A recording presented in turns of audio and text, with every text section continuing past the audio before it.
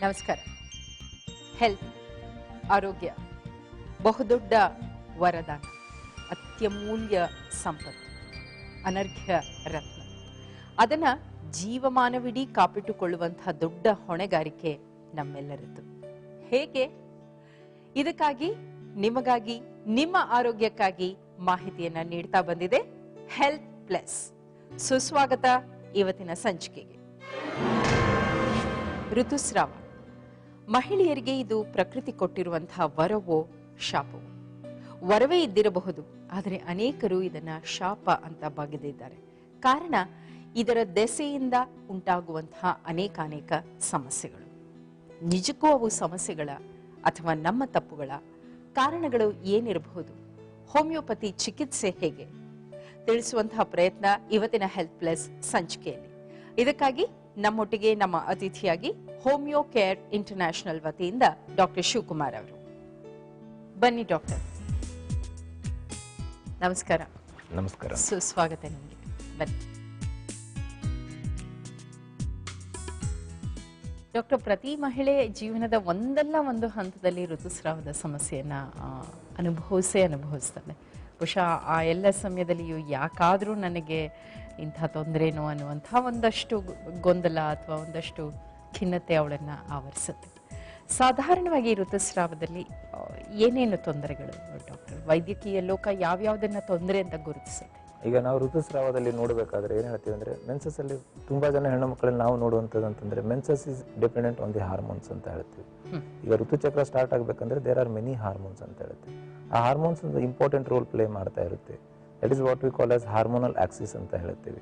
ಈ ಆಕ್ಸಿಸ್ ಅಲ್ಲಿ ಏನಾಗ್ತಾ ಬರುತ್ತೆ, starting from the thyroid hormones ಇಂದ ಹಿಡಿದು ಈಸ್ಟ್ರೋಜನ್, ಪ್ರೊಜೆಸ್ಟ್ರಾನ್, ಲ್ಯೂಟಿನೈಸಿಂಗ್ ಹಾರ್ಮೋನ್, ಬೇರೆ ಬೇರೆ ಎಲ್ಲ ಹಾರ್ಮೋನ್ಸ್ಗಳು ಇದರಲ್ಲಿ ರೋಲ್ ಪ್ಲೇ ಮಾಡ್ತಾ ಇರುತ್ತೆ. ಹಾಗಾಗಿ ಏನಾಗ್ತಾ ಬರುತ್ತೆ, ತುಂಬಾ ಜನ ಹೆಣ್ಣು ಮಕ್ಕಳಲ್ಲಿ ನಾವು ನೋಡ್ತಾ ಇರ್ತೀವಿ ಅಂದ್ರೆ ಇರ್ರೆಗ್ಯುಲರ್ ಸೈಕಲ್ಸ್ ಇರ್ಬೋದು, ಅಥವಾ ಡಿಸ್ಮೆನೋರಿಯಾ ಇರ್ಬೋದು, ಅಥವಾ ಮೆನೋರೇಜಿಯಾ ಇರ್ಬೋದು, ಅಥವಾ ಇನ್ನೊಂದು ತರದಾದ್ರೆ ಮೆಟ್ರೇಜಿಯಾ ಅಂತ ಹೇಳ್ಬೋದು. ಈ ತರ ಎಲ್ಲ ಮೆನ್ಸಸ್ ಅಲ್ಲಿ ಇರ್ರೆಗ್ಯುಲಾರಿಟೀಸ್ ಅನ್ನು ನಾವು ನೋಡ್ತಾ ಇರ್ತೀವಿ. ಏನೇನು ಡಾಕ್ಟರ್ ಅಂದ್ರೆ ವೈದ್ಯಕೀಯ ಭಾಷೆಯಲ್ಲಿ ನೀವು ಏನು ಅದಕ್ಕೆ ಹೆಸರುಗಳಿವೆ ಹೇಳಿದ್ವಿ, ಒಂದೊಂದನ್ನೇ ನಾವು ವಿವರ ತಗೊಂಡು ಹೋದ್ರೆ ಇರೆಗ್ಯುಲರ್ ಸೈಕಲ್ಸ್, ಏರುಪೇರು ಅದರ್ಥ ಆಗುತ್ತೆ. ಮಿಕ್ಕಿದ್ದ ಏನದು? ಈಗ ನೋಡಿ, ಅದನ್ನ ಹೇಳಿದ್ರೆ ಈಗ ಡಿಸ್ಮೆನೋರಿಯಾ ಅಂತಂದ್ರೆ ಪೇನ್ಫುಲ್ ಮೆನ್ಸಸ್ ಅಂತ ಇರುತ್ತೆ. ಅವ್ರಿಗೆ ಹೆವಿ ಬ್ಲೀಡಿಂಗ್ ಆಗ್ತಾ ಇರುತ್ತೆ, ಆದ್ರೆ ಮೆನ್ಸಸ್ ಅಲ್ಲಿ ತುಂಬಾ ಪೇನ್ಫುಲ್ ಆಗ್ತಾ ಇರುತ್ತೆ. ಅಬ್ಡಾಮಿನಲ್ ಪೇನ್ ಇರ್ಬೋದು ಅಥವಾ ಬ್ಯಾಕ್ ಏಕ್ ಇರ್ಬೋದು, ಅದ್ರ ಜೊತೆಯಲ್ಲಿ ತುಂಬಾ ಋತುಸ್ರಾವ ಆಗ್ತಾ ಇರುತ್ತೆ. ಅದಕ್ಕೆ ನಾವು ಡಿಸ್ಮೆನೋರಿಯಾ ಅಂತ ಕೇಳ್ತೀವಿ. ಈಗ ಮೆಟ್ರೋಜಿಯಾ ಮತ್ತೆ ಮೆನೋರೇಜಿಯಲ್ಲಿ ಅಂತಂದ್ರೆ ಬ್ಲೀಡಿಂಗ್ ಜಾಸ್ತಿ ಇರುತ್ತೆ, ಬಟ್ ಪೇನ್ಸ್ ಅಷ್ಟು ಕಡಿಮೆ ಇರ್ತಾ ಬರುತ್ತೆ. ಈ ತರ ಕಾಣಿಸ್ಕೊಳ್ತಾ ಇರುತ್ತೆ ನಮಗೆ. ಈ ರೀತಿಯಲ್ಲಿ ನಾವು ತುಂಬಾ ಜನ ನೋಡ್ಬೇಕಾದ್ರೆ ಹೆಣ್ಣು ಮಕ್ಕಳು ನೋಡ್ತಾ ಇರೋದಂದ್ರೆ ಇರ್ರೆಗ್ಯುಲರ್ ಸೈಕಲ್ಸ್ ಅಂತ ಹೇಳ್ತೀವಿ. ಅಥವಾ ಅದ್ರ ಜೊತೆಯಲ್ಲಿ ಇನ್ನೊಂದ್ ತರ ನೋಡುವಂತದ್ದಾದ್ರೆ ಪಾಲಿಸಿಸ್ಟಿಕ್ ಓವರಿಯನ್ ಸಿಂಡ್ರೋಮ್ ಅಥವಾ ಪಾಲಿಸಿಸ್ಟಿಕ್ ಓವರಿಯನ್ ಡಿಸಾರ್ಡರ್ ಅಂತ ಹೇಳ್ತಾ ಇರ್ತೀವಿ. ಇದು ನಾವು ಏನ್ ಹೇಳ್ತೇವೆ ಅಂತ, ಗರ್ಭಕೋಶದ ಓವರೀಸ್ ಮೇಲೆ ಏನಿರುತ್ತೆ ಅಲ್ಲಿ ನೀರುಗುಳ್ಳೆಗಳ ತರ ಅಂತ ಆಗಿರುತ್ತೆ. ಅದಕ್ಕೋಸ್ಕರ ನಾವು ಪಾಲಿಸಿಸ್ಟ್ ಅಂತ ಹೇಳ್ತೀವಿ ಇದಕ್ಕೆ. ಓಕೆ, ಈ ರೀತಿಯಲ್ಲಿ ಆಗ್ತಾ ಇರಬೇಕಾದ್ರೆ ಇಂಗ್ಲಿಷ್ ಮೆಡಿಸಿನ್ಸ್ ಅಲ್ಲಿ ಇದಕ್ಕೆ ನಾವು ಪರ್ಯಾಯವಾಗಿ ನೋಡ್ಬೇಕಂದ್ರೆ, ತುಂಬಾ ಜನ ಹೆಣ್ಣು ಮಕ್ಕಳ ಸ್ಟಾರ್ಟಿಂಗ್ ಪೀರಿಯಡ್ಸ್ ಇರ್ರೆಗ್ಯುಲರ್ ಆಗ್ತಾ ಇದೆ. ಕೆಲವೊಬ್ಬರಿಗೆ ಸಾಮಾನ್ಯವಾಗಿ ನಾವು ಸೈಕಲ್ಸ್ ಅಂತ ತಗೊಳ್ಬೇಕಾದ್ರೆ it will be from the 28 days to 35 days cycles ಅಂತ ಹೇಳ್ತೀವಿ. ಈಗ ತುಂಬಾ ಜನ ಹೆಣ್ಣು ಮಕ್ಕಳಲ್ಲಿ ನಾವು ನೋಡ್ಬೇಕಾದ್ರೆ ಮಂತ್ಲಿ ಪೀರಿಯಡ್ಸ್ ಆಗ್ತಾ ಇರುತ್ತೆ ಅಂತ ಹೇಳ್ತಾರೆ, but the days will be variation. ಆ ಡೇಸ್ ಕೆಲವೊಬ್ಬರಲ್ಲಿ 40 days ಇಂದ 90 days ವರೆಗೂ ಆಗ್ಬೋದು. ಇನ್ನು ಕೆಲವೊಬ್ಬರಲ್ಲಿ 6 months ಒಂದ್ಸರಿ ಆದ್ರೂ ಮೆನ್ಸಸ್ ಆಗ್ತಾ ಇರುತ್ತೆ. ಬಟ್ ತುಂಬಾ ಜನ ನಾವು ಹೆಣ್ಣು ಮಕ್ಕಳಲ್ಲಿ ನೋಡುವಂಥದ್ದು ಏನಂದ್ರೆ, ಸೈಕಲ್ಸ್ ರೆಗ್ಯುಲರ್ ಆಗಿದೆ ಸರ್ ಅಂದ್ರೆ they doesn't know the duration ಅಂತ ಹೇಳ್ತೀವಿ. That is most important. ಒಂದು ಆರೋಗ್ಯಕರ ಋತುಚಕ್ರ ಅಂದ್ರೆ ಸಾಧಾರಣ ಒಂದು 28ರಿಂದ 30 ದಿವಸದ ಒಳಗೆ ಮುಟ್ಟಾಗುವಂಥದ್ದನ್ನ ಆರೋಗ್ಯಕರ ಅಂತ ಪರಿಗಣಿಸೋದು. ಹೌದಮ್ಮ, ಖಂಡಿತವಾಗ್ಲಿ. ಯಾಕಂದ್ರೆ ಏನಾಗುತ್ತೆ, ನಾವು ಅದೇ ಹೇಳಿದಲ್ಲ, ಮೆನ್ಸ್ಟ್ರಲ್ ಸೈಕಲ್ಸ್ ಅಂದ್ರೆ 28 ಅಂದ್ರೆ 1 week ಒಳಗಡೆನೆ ಅದು ಆಗ್ಲೇಬೇಕು. ಕೆಲವೊಬ್ಬರಲ್ಲಿ ಬೇಗನೂ ಆಗ್ತಾ ಇರುತ್ತೆ, ಕೆಲವೊಬ್ಬರಲ್ಲಿ ಒಂದು 4 ದಿನ ಹೆಚ್ಚು ಕಡಿಮೆ ಆಗ್ತಾ ಇರುತ್ತೆ. This is the normal phenomena ಅಂತ ಹೇಳ್ತೀವಿ. ಬಟ್ ಕೆಲವೊಂದು ಜನ ಹೆಣ್ಣು ಮಕ್ಕಳಲ್ಲಿ ನಾವು ನೋಡ್ತಾ ಇರುವಾಗ ಏನಾಗುತ್ತೆ, ಸೈಕಲ್ಸ್ ಆಗಿ it will be the duration from 40 days to 60 days or 60 days to the 90 days or 90 to even 6 months ವರೆಗೂ ಅವ್ರಿಗೆ ಮೆನ್ಸಸ್ಸೇ ಆಗ್ತಾ ಇರಲಿಲ್ಲ. ಅವ್ರು ಹೇಳ್ತಾ ಇರ್ತಾರೆ, ಸರ್ ನನಗೆ ಸುಮಾರು ಒಂದು 6-8 ತಿಂಗಳಿಂದ ಮೆನ್ಸಸ್ಸೇ ಆಗಿರಲಿಲ್ಲ ಅಂತ. ಬಿಕಾಸ್ ಈ ರೀತಿಯಲ್ಲಿ ಏನಾಗ್ತಾ ಇರುತ್ತೆ, ಯಾವುದು ನಿಮ್ಗೆ ರೆಗ್ಯುಲರ್ ಆಗಿ ನಿಸರ್ಗಯುತವಾಗಿ ಆಗ್ಬೇಕು ಅದು ಆಗ್ತಾ ಇರೋದಿಲ್ಲ. ಬಿಕಾಸ್ ಇದೆಲ್ಲ ಹಾರ್ಮೋನ್ಸಿನ ವ್ಯತ್ಯಾಸ ಇರೋದ್ರಿಂದ ಏನಾಗ್ತಾ ಬರುತ್ತೆ, ಆ ಹೆಣ್ಣು ಮಕ್ಕಳಲ್ಲಿ ಏನಾಗ್ತಾ ಬರುತ್ತೆ, many of the times the go for the even the depression ಅಂತ ಹೇಳ್ತೀವಿ. ಯಾಕಂದ್ರೆ ನಾವು ಯಾವ್ದಕ್ಕಂತ ಚಿಕಿತ್ಸೆ ಮಾಡಿಸ್ಕೋಬೇಕಂತ ಗೊತ್ತಾಗ್ತಾ ಇರೋದಿಲ್ಲ ಅಂತ ಹೇಳ್ತೀವಿ. ಯಾಕಂದ್ರೆ ನಾವು ನೋಡುವಂಥದ್ದು ಅಂತಂದ್ರೆ ಇದು ತಿಂಗಳ ಆಗ್ಬೇಕಾಗಿರೋದ್ರಿಂದ ಮೆನಿ ಆಫ್ ದ ಟೈಮ್ಸ್ ಆ ಡ್ಯೂರೇಷನ್ ಗೊತ್ತಾಗ್ತಾ ಇರೋದಿಲ್ಲ. ಕೆಲವೊಬ್ಬರಿಗೆ ಈ ತಿಂಗಳು ಫಸ್ಟ್ ಆಗ್ಬೇಕಾದ್ರೆ next month they might go for the 25th ಅಂತ ಹೇಳ್ಬೋದು. ಈ ರೀತಿ ನಾವು ಡೇಸ್ ಅಲ್ಲಿ ಕೌಂಟ್ ಮಾಡಬೇಕಾದ್ರೆ that goes for around 55 days. But patients ಏನ್ ಹೇಳ್ತಾ ಇರ್ತಾರೆ, we are having the regular cycles ಅಂದ್ರೆ ಈ ತಿಂಗಳಲ್ಲೂ ಆಗಿದ್ದೀನಿ, ನೆಕ್ಸ್ಟ್ ತಿಂಗಳಲ್ಲೂ ಆಗಿದ್ದೀನಿ. But the days is most important for us ಅಂತ ಹೇಳಿ. ಡೇಟ್ ಪ್ರಕಾರ. ಡಾಕ್ಟರ್, ಯಾವ ವಯೋಮಾನದಲ್ಲಿ ನೀವು ಗಮನಿಸಿರೋ ಹಾಗೆ ಈ ಏರುಪೇರು ತುಂಬಾ ಜಾಸ್ತಿ ಇರುತ್ತೆ ಡಾಕ್ಟರ್, ಅಥವಾ ಎಲ್ಲ ವಯೋಮಾನದವರಿಗೂ ಅನ್ವಯಿಸುವಂತದ್ದ ಇದು? ಇಲ್ಲ, ನಾವು ನೋಡುವಂತಂದ್ರೆ many of the times irregular cycles ಇರೋದು ಆಫ್ಟರ್ ದ ಪ್ಯೂಬರ್ಟಿ ಅಂತ ಹೇಳ್ತೀವಿ. ಈಗ ಏನು ಮುಟ್ಟು ಅದು ಸ್ಟಾರ್ಟ್ ಆಗುತ್ತಲ್ಲ ಆಫ್ಟರ್ ದ ಮೆನಾರ್ಕೆ, ಆ ಟೈಮಿಂದ ಸ್ಟಾರ್ಟ್ ಆಗ್ತಾ ಬರುತ್ತೆ. ಕೆಲವರಲ್ಲಿ ಹೆಣ್ಣು ಮಕ್ಕಳಲ್ಲಿ ನಾವು ನೋಡುವಂಥದ್ದು ಅಂದ್ರೆ ಮದುವೆ ಆದ ತಕ್ಷಣ, ಯಾಕಂದ್ರೆ ಕೆಲವೊಂದು ಮಾನಸಿಕ ಮತ್ತು ದೈಹಿಕವಾಗಿ ಅವರು ಸದೃಢರಾಗಬೇಕು ಅಂತ ಹೇಳುತ್ತೆ. Many of the time she has to adjust the new environment. ಅದರಲ್ಲಿ ಏನಾದರೂ ಹಾರ್ಮೋನಿನ ಸಮಸ್ಯೆ ಆಗು ಕೆಲವೊಬ್ಬರಲ್ಲಿ ನಾವು ಇರ್ರೆಗ್ಯುಲರ್ ಸೈಕಲ್ಸ್ ನೋಡ್ತಾ ಇರ್ತೀವಿ. ಮ್ಯಾಕ್ಸಿಮಮ್ ಆಗಿ ನಾವು ನೋಡ್ತಾ ಇರುವಂಥ ಏಜ್ ಗ್ರೂಪ್ ಅಲ್ಲಿ ಡ್ಯೂರಿಂಗ್ ದ ಟೈಮ್ ಆಫ್ ಮೆನಾರ್ಕೆನಿ ಅಂತ ಹೇಳ್ಬೋದು. ಎಲ್ಲ ಸಮಸ್ಯೆಯಲ್ಲೂ ಕಾಣ್ತಾ ಇರುತ್ತೆ, ಬಟ್ ಈ ಏಜ್ ಅಲ್ಲಿ ಜಾಸ್ತಿ ಇರ್ತವೆ. ಈ ರೀತಿಯ ಏರುಪೇರು ಸ್ವಲ್ಪ ಸಮಯ ತುಂಬಾ ಸಹಜ, ಅಂದ್ರೆ ದೇಹ ಒಂದು ಹೊಸ ಪರಿಸ್ಥಿತಿಗೆ ಹೊಂದಿಕೊಳ್ಳುವಂತಕ್ಕೆ ಸಮಯ ಬೇಕು ಅಂತ ಹೇಳ್ತಾರೆ. ಬಟ್ ಎಲ್ಲಿ ತನಕ ಅದನ್ನ ಸಹಜ ಅಂತ ಒಪ್ಕೋಬಹುದು, ಎಲ್ಲಿ ಯಾವ ಸಮಯದವರೆಗೆ ಅದನ್ನ ಪರವಾಗಿಲ್ಲ ಅನ್ಕೋಬಹುದು, ಮತ್ತೆ ಯಾವ ಸಮಯದ ನಂತರ ಇಲ್ಲ ಇದೇನೋ ಬೇರೆ ರೀತಿ ತೊಂದರೆ ಇದೆ ಅಂತ ಪರಿಗಣಿಸಬೇಕು? ನೋಡಿ ಅಮ್ಮ, ಸಾಮಾನ್ಯವಾಗಿ ಈ ಋತುಚಕ್ರ ಈಗ ಹೊಸ ಎನ್ವಿರಾನ್ಮೆಂಟ್ಗೆ ಅಡ್ಜಸ್ಟ್ ಆಗಬೇಕಂದ್ರೆ at least it will take around 1.5 to 2 months or maximum 3 months ಅಂತ ಹೇಳ್ಬೋದು. ಆ 3 ತಿಂಗಳ ನಂತರ, because we become accustomed with the environment, ಅದು ಆದ ನಂತರ ನಮ್ಮ ದೇಹದಲ್ಲಿ ಯಾವುದೇ ರೀತಿಯ ಹಾರ್ಮೋನ್ಸಿನಲ್ಲಿ ವ್ಯತ್ಯಾಸ ಆಗ್ತಾ ಇದ್ದಾರೆ ಅಂದ್ರೆ definitely there is a problem ಅಂದಾಗೆ. ನಮಗೆ ಗೊತ್ತಾಗ್ತಾ ಇರೋದಿಲ್ಲ ಆದ್ರೂ ಬಟ್ ನಮ್ಮ ದೇಹ ಅದಕ್ಕೆ ರೆಸ್ಪಾಂಡ್ ಮಾಡ್ತಾ ಇರುತ್ತೆ. That is only the what we Call of the most important fact ಅಂತ ಹೇಳ್ತೀವಿ. ಆಗ ಏನ್ ಹೇಳ್ತಾರೆ, ಮದುವೆ ಆದ ನಂತರ ಸರ್ ನನಗೆ ಮೆನ್ಸಸ್ ಅಲ್ಲಿ ವ್ಯತ್ಯಾಸ ಆಗ್ತಾ ಇದೆ, ಮುಂಚೆ ನಾನು ಸರಿಯಾದ ರೀತಿಯಲ್ಲಿ ಆಗ್ತಾ ಇದೆ, ನಾನು ಮದುವೆ ಆದ ನಂತರ ಈ ತರ ಸಮಸ್ಯೆ. ಯಾಕಂದ್ರೆ ಏನಾಗ್ತಾ ಬರುತ್ತೆ, after the marriage they becomes more awareness because and they want to conceive ಅಂತ ಹೇಳ್ತೀವಿ. ಯಾಕಂದ್ರೆ ಮದುವೆ ಆದ ತಕ್ಷಣ ಹೇಳ್ತಾರೆ, ಸರ್ ನಮಗೆ ಮದುವೆಗೆ 6 ತಿಂಗಳಾಯ್ತು 8 ತಿಂಗಳಾಯ್ತು, ಅದಾದ ನಂತರ ನಮಗೆ ಮಕ್ಕಳಾಗ್ತಾ ಸಮಸ್ಯೆ ಕಾಣ್ತಾ ಬಂದಿದೆ. ಈ ರೀತಿ ತಿಂಗಳ ಮುಟ್ಟು ಸರಿಯಾದ ಆಗ್ತಾ ಇಲ್ಲ ಅಂದ್ರೆ ಡೆಫಿನೆಟ್ಲಿ ಅವರಿಗೆ ಕನ್ಸೀವ್ ಆಗೋದಕ್ಕೆ ಆಗೋದೇ ಇಲ್ಲ. ಯಾಕಂದ್ರೆ main cycles are only the responsible. ಹೌದು, ಯಾಕಂದ್ರೆ ತಿಂಗಳಿಗೆ ಒಂದ್ಸರಿ ಅಂಡಾಶಯ ರಿಲೀಸ್ ಆಗ್ಲೇಬೇಕು. ಆ ಅಂಡಾಶಯಗಳು ರಿಲೀಸ್ ಆದ ನಂತರ ಒಳ್ಳೆ ಕ್ವಾಲಿಟಿ ಇದೆಯಲ್ಲ, that comes the next cycle ಅಂತ ಹೇಳ್ತೀವಿ. ಈ ರೀತಿ ಏನಾದ್ರು ತಿಂಗಳ ಚಕ್ರನೇ ನಿಮ್ಗೆ ಸರಿಯಾದ ರೀತಿಯಲ್ಲಿ ಆಗ್ತಾ ಇಲ್ಲ ಅಂತಂದಾಗ ಡೆಫಿನೆಟ್ಲಿ ಅವರಿಗೆ ಕನ್ಸೀವ್ ಆಗೋದಕ್ಕೆ ಚಾನ್ಸಸ್ ಇರಲ್ಲ. ಈಗ ಈ ರೀತಿ ಏರುಪೇರನ್ನ ಕಡೆಗಣಿಸಿದ್ರೆ, ಅಂದ್ರೆ ಬಹುಶಃ ಆ ಮಾಸಿಕ ಅಥವಾ ಋತುಸ್ರಾವ ಆರಂಭ ಆಗಿದೆ, ಋತುಚಕ್ರದ ಆ ಪ್ರಕೃತಿ ನಿಯಮ ಆರಂಭ ಆಗಿದೆ, ಏರುಪೇರಾಗಿದೆ, ಅಯ್ಯೋ ಪರವಾಗಿಲ್ಲ ಸರಿ ಹೋಗುತ್ತೆ ಅಂತ ದೀರ್ಘಕಾಲ ಅದ್ರ ಬಗ್ಗೆ ಸೂಕ್ತ ಗಮನ ಕೊಡದೆ ಇದ್ರೆ ಏನು ಅಪಾಯ ಆಗ್ಬಹುದು ಡಾಕ್ಟರ್? ಡೆಫಿನೆಟ್ಲಿ ನೋಡಿ ಅಮ್ಮ, these are all hormones related ಅಂತ ಹೇಳೋದ್ರಿಂದ ಏನಾಗ್ತಾ ಇರುತ್ತೆ, ತುಂಬಾ ಜನ ಹೆಣ್ಣು ಮಕ್ಕಳು ನಮಗೆ ಮೆನ್ಸಸ್ ಆಗ್ತಾ ಇಲ್ಲ ಅಂತ ಹೇಳಿದ್ಮೇಲೆ they start with the allopathic medication. ಆ ಮೆಡಿಕೇಶನ್ ಸ್ಟಾರ್ಟ್ ಮಾಡಿದಾಗ ಏನಾಗುತ್ತೆ, ಅವರು ನಿಮಗೆ ಹಾರ್ಮೋನಲ್ ಟ್ಯಾಬ್ಲೆಟ್ಸ್ ಕೊಡ್ತಾ ಇರ್ತಾರೆ. ಅದು ತಗೊಂಡ ತಕ್ಷಣ ನಿಮಗೆ ಆ ತಿಂಗಳು ಮಾತ್ರ ಮೆನ್ಸಸ್ ಆಗುತ್ತೆ. That is what we call as mechanical induce ಅಥವಾ ಫೋರ್ಸ್ಫುಲ್ ನಿಮಗೆ ಋತುಸ್ರಾವ ಮಾಡಿಸ್ತಾ ಇರ್ತಾರೆ. ದಟ್ ಇಸ್ ದ ಥಿಂಗ್ ಆಗ್ತಾ ಬರುತ್ತೆ. ಇದೇ ರೀತಿಯಲ್ಲಿ ಏನಾಗ್ತಾ ಬರುತ್ತೆ, ಅದು ಜಾಸ್ತಿ ಪ್ರಮಾಣದಲ್ಲಿ ನಿಮಗೆ ಹಾರ್ಮೋನ್ಸ್ ಕೊಡೋದ್ರಿಂದ ಅದರಿಂದ ತುಂಬಾ ಸೈಡ್ ಎಫೆಕ್ಟ್ಸ್ ಆಗ್ತಾ ಬರುತ್ತೆ. ಯಾಕಂದ್ರೆ ಕೆಲವೊಂದು ತಿಂಗಳುಗಳು ತಗೋಬಹುದು, ಕೆಲವೊಂದು ವರ್ಷಗಳು ತಗೊಳ್ಬಹುದು. ಯಾಕಂದ್ರೆ ನಿಮಗೆ ಅಪ್ ಟು ದ ಮೆನೋಪೌಸ್ ನಿಮಗೆ ಮೆನ್ಸಸ್ ಸೈಕಲ್ ಆಗ್ಲೇಬೇಕು. Only during the time of pregnancy the cycles will not be happening.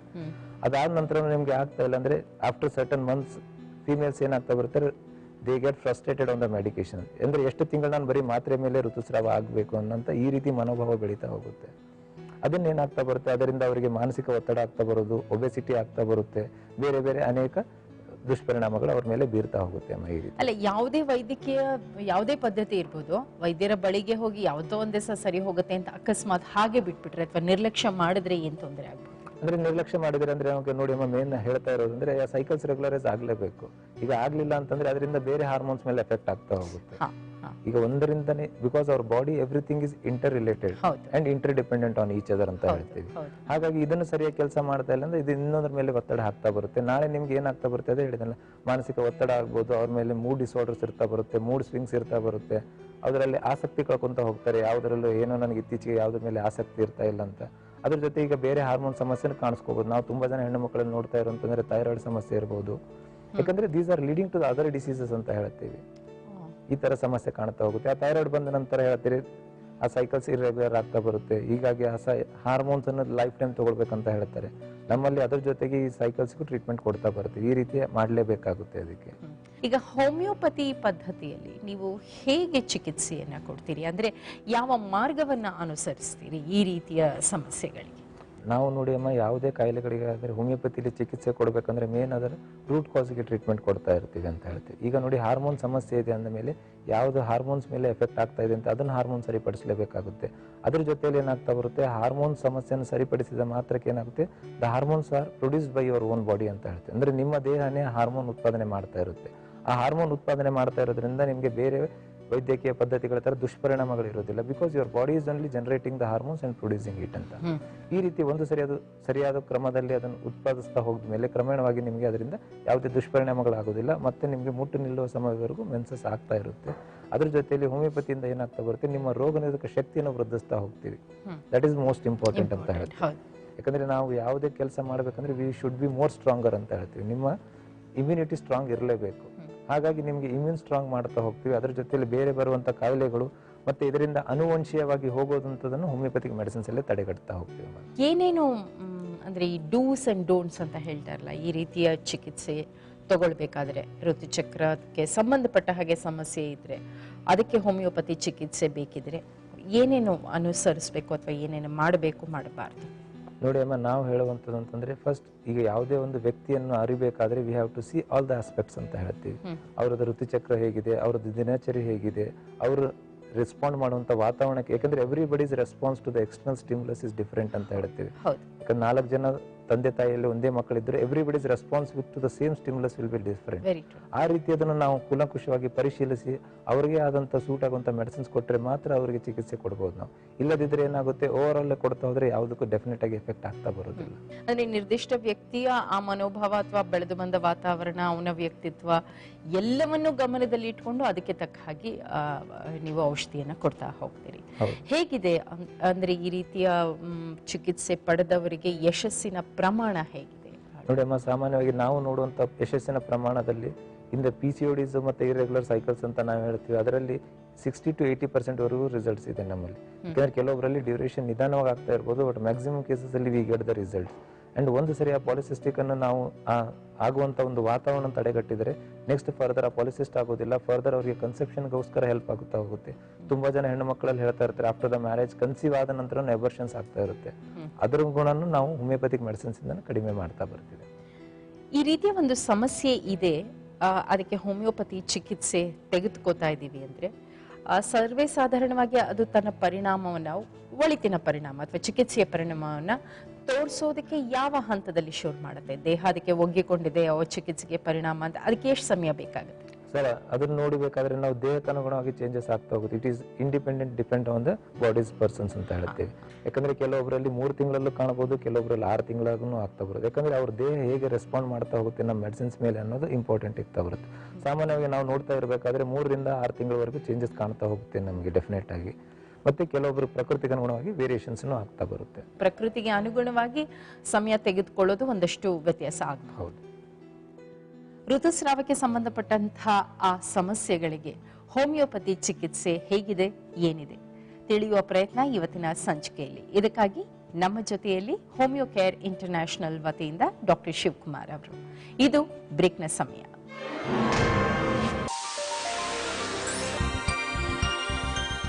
ಋತುಚಕ್ರದ ಸಮಸ್ಯೆಗಳು, ಹೋಮಿಯೋಪತಿ ಚಿಕಿತ್ಸೆ ವಿವರಗಳನ್ನು ಹೋಮಿಯೋ ಕೇರ್ ಇಂಟರ್ನ್ಯಾಷನಲ್ನ ಡಾಕ್ಟರ್ ಶಿವಕುಮಾರ್ ಅವರಿಂದ ಪಡ್ಕೊಳ್ತಾ ಇದ್ದೇವೆ.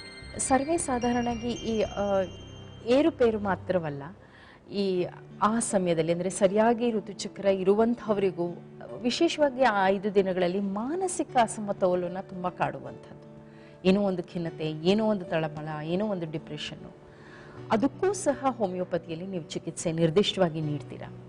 ಅದನ್ನ ಹೇಳ್ತಾ ಇರೋದು ನೋಡಿ ಅಮ್ಮ, ಕೆಲವರಲ್ಲಿ ಹೆಣ್ಣು ಮಕ್ಕಳಲ್ಲಿ ನಾವು ಹೇಳ್ತಾ ಇರ್ತೀವಿ ಬ್ಲೀಡಿಂಗ್ ಜಾಸ್ತಿ ಇರುತ್ತೆ ಅಂತ ಹೇಳ್ತಾರೆ, ಅಥವಾ ಬ್ಲೀಡಿಂಗ್ ಅಲ್ಲಿ ಕ್ಲಾಟ್ಸ್ ಇರಬಹುದು. ಯಾಕಂದ್ರೆ ಯಾವುದಕ್ಕೋಸ್ಕರ, ಯಾಕಂದ್ರೆ ಸಾಮಾನ್ಯವಾಗಿ ನೋಡ್ಬೇಕಾದ್ರೆ 2 to 3 ಡೇಸ್ ಅಲ್ಲಿ ಬ್ಲೀಡಿಂಗ್ ಜಾಸ್ತಿ ಇರುತ್ತೆ, ಆಮೇಲೆ ಅದು ಪ್ರಮಾಣ ಕಡಿಮೆ ಆಗ್ತಾ ಬರಬೇಕು. ಬಟ್ ತುಂಬಾ ಜನ ಹೆಣ್ಣು ಮಕ್ಕಳು ನಮ್ಮ ಹತ್ರ ಬರ್ತಾರೆ, ಅವ್ರ bleeding it will be not stopping until for 15 days ಇರಬಹುದು, ಅಥವಾ 1 ತಿಂಗಳವರೆಗೂ ಆಗ್ತಾ ಇರೋದಿಲ್ಲ. ಅದು ಯಾಕಾಗುತ್ತೆ? ಅಂದ್ರೆ ಹಾರ್ಮೋನಿನ ವ್ಯತ್ಯಾಸ.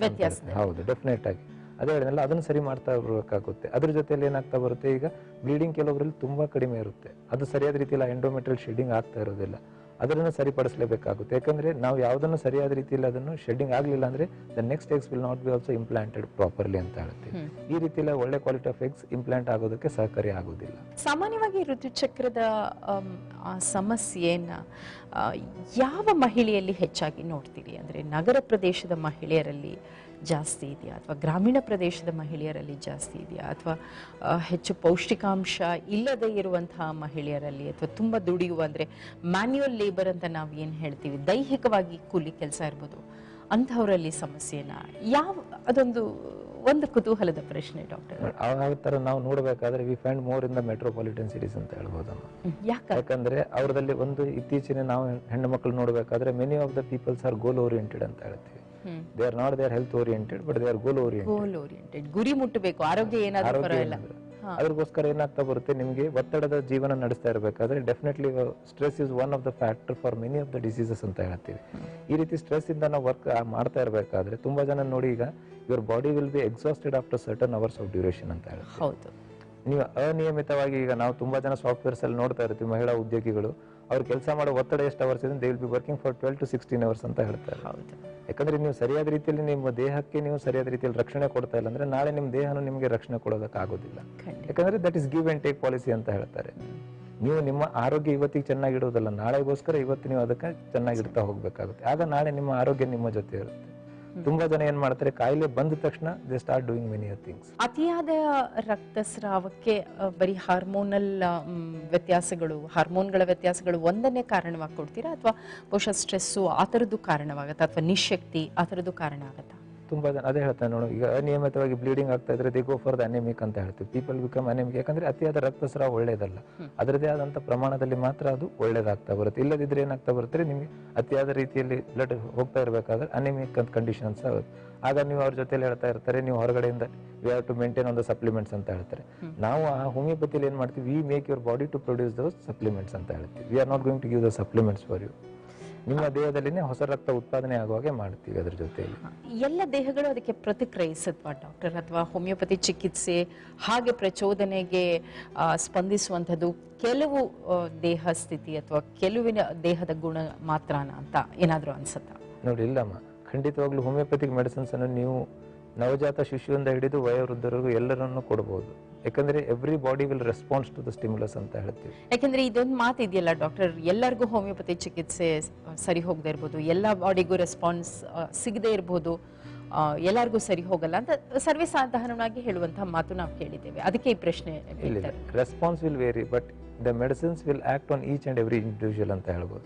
ರೆಸ್ಪಾನ್ಸ್ ನಿಮ್ಮ ದೇಹಕ್ಕೆ ಅನುಗುಣವಾಗಿ ವೇರಿಯೇಷನ್ಸ್ ಆಗ್ತಾ ಹೋಗುತ್ತೆ, but definitely your body will react for the medicines ಅಂತ ಹೇಳ್ತೀವಿ. ಯಾಕಂದ್ರೆ ಅದು ನಿಮ್ಮ ರೋಗ ನಿರೋಧಕ ಶಕ್ತಿಯನ್ನು ವೃದ್ಧಿಸ್ತಾ ಹೋಗೋದ್ರಿಂದ ಡೆಫಿನೆಟ್ ಆಗಿ ನೀವು ಇವನ್ನ ಹೇಳಿದನಲ್ಲ, ಹುಟ್ಟಿರುವಂತ ಮಗುಗೂ ನೀವು ಹೋಮಿಯೋಪತಿ ಚಿಕಿತ್ಸೆ ಕೊಡಬಹುದು, ಏನಾದರೂ ನ್ಯೂನ್ಯತೆ ಇದ್ರೆ during the time of birth. ಅಂದ್ರೆ ಒಂದು ನಿರ್ದಿಷ್ಟ ಸಮಸ್ಯೆಯ ಚಿಕಿತ್ಸೆ ಜೊತೆಗೆ ಒಟ್ಟಾರೆ ದೈಹಿಕ ಸಾಮರ್ಥ್ಯವನ್ನ ಬೆಳೆಸುವಂತಹ ಮಟ್ಟದಲ್ಲೂ ಸಹ ಈ ಹೋಮಿಯೋಪತಿ ಔಷಧಿಗಳು ಸಹಾಯಕ ಆಗ್ತವೆ. ಹೌದಮ್ಮ, ಖಂಡಿತವಾಗ್ಲೂ ಆಗ್ತವೆ. ಋತುಸ್ರಾವದ ಆ ಸಮಸ್ಯೆಗಳಿಗೆ ಹೋಮಿಯೋಪತಿ ಚಿಕಿತ್ಸೆ ಏನಿದೆ ತಿಳಿದುಕೊಳ್ಳುವ ಪ್ರಯತ್ನದಲ್ಲಿ ನಮ್ಮ ಜೊತೆಯಲ್ಲಿ ಹೋಮಿಯೋ ಕೇರ್ ಇಂಟರ್ನ್ಯಾಷನಲ್ ವತಿಯಿಂದ ಡಾಕ್ಟರ್ ಶಿವಕುಮಾರ್ ಅವರು. ಈಗ ಬ್ರೇಕ್.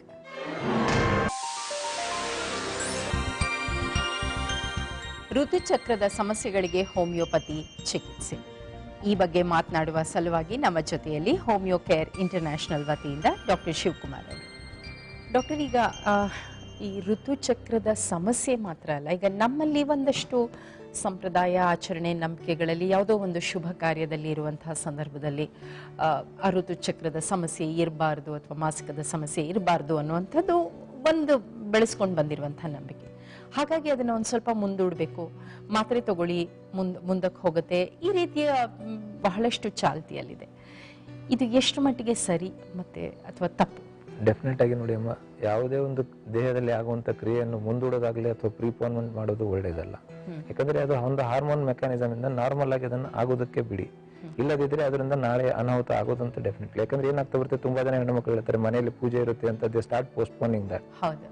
ನೋಡಿ, ಪೂಜೆ ಮಾಡೋದು ನೀವು ಮಾನಸಿಕವಾಗಿ you should be prepared, not with ದೈಹಿಕವಾಗಿ ಅಂತ ಹೇಳ್ತೀವಿ. ನೋಡಿ, ಪೂಜೆ ಮಾಡಬಾರ್ದು ಅಂತ ಮಾಡಬೇಕು ಅಂತ ನೀವು ಪೋಸ್ಟ್ಪೋನ್ ಇವತ್ತು ಮಾಡಬಹುದು ಅಥವಾ 1-2 ತಿಂಗಳು ಆಗ್ಬೋದು. ಯಾಕಂದ್ರೆ ಏನಾದ್ರೂ ಒಂದು ಕಾರಣಗಳು ಬರ್ತಾನೆ ಇರುತ್ತೆ.